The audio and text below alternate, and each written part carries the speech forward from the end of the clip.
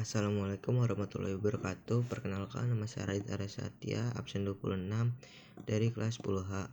Di sini saya akan mempresentasikan hasil tugas saya, yaitu biografi tentang Pangeran Antasari. Nah, yang pertama ada struktur. Struktur itu ada 3 macam. Yang pertama ada orientasi, yang kedua ada peristiwa atau riwayat hidup, dan yang ketiga ada reorientasi. Yang pertama orientasi, yaitu orientasi dalam teks biografi adalah bagian pembuka yang memberikan gambaran awal tentang tokoh yang akan dibahas.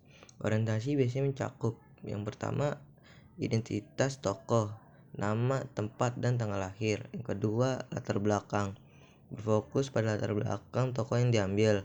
Yang ketiga pengenalan prestasi, gambaran tentang pencapaian atau alasan tokoh yang dikenal.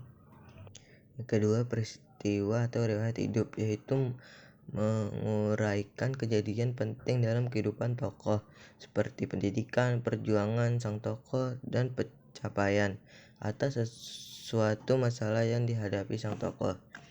Yang ketiga ada reorientasi, yaitu berisi pandangan atau kesimpulan terhadap tokoh. Nah, di sini tuh ada ciri-ciri teks biografi.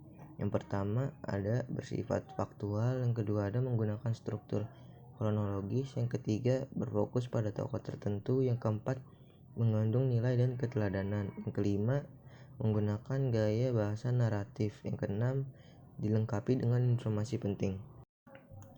Selanjutnya kaidah kebahasaan. Yang pertama menggunakan kata ganti orang ketiga, yang kedua verba material, yang ketiga verba mental, yang keempat konjungsi temporal, yang kelima kata sifat. Nah, di sini ada contoh teks biografi.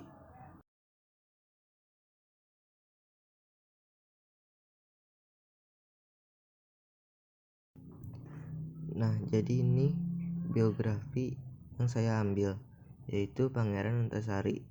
Jadi Pangeran Antasari lahir pada tahun 1796 di Kesultanan Banjar. Ia berasal dari keluarga bangsawan dan sejak muda dikenal sebagai sosok berani serta berjiwa kepemimpinan. Pada pertengahan abad ke-19, Belanda mulai menguasai Kesultanan Banjar, menyingkirkan Kesultanan Tamjidillah, dan akhirnya menghapus kesultanan pada tahun 1860. memimpin perlawanan bersama pasukan Dayak kekuasaan Belanda. Tokoh lokal seperti Tumenggung Surapati serta Kiai Demang Leman. Ia mengandalkan strategi perang gerilya, menyerang pos-pos Belanda termasuk dalam pertempuran Banteng Tabanio tahun 1856 dan wilayah Martapura. Namun perjuangan ini harus terhenti ketika Pangeran Antasari wafat akibat penyakit cacar pada 11 Oktober 1862 di Bayan Begok. Sebelum meninggal, ia dianugerahi gelar Panembahan Amiruddin Khalifatul Mukminin sebagai pemimpin umat Islam di wilayahnya. Sebagai penghormatan atas jasanya, Pangeran Antasari dinobatkan sebagai pahlawan nasional pada tahun 1968. Namanya diabadikan dalam berbagai tempat dan institusi menjadi simbol perlawanan rakyat Kalimantan terhadap penjajahan Belanda. Oke, sekian dari saya. Terima kasih. Wassalamualaikum warahmatullahi wabarakatuh.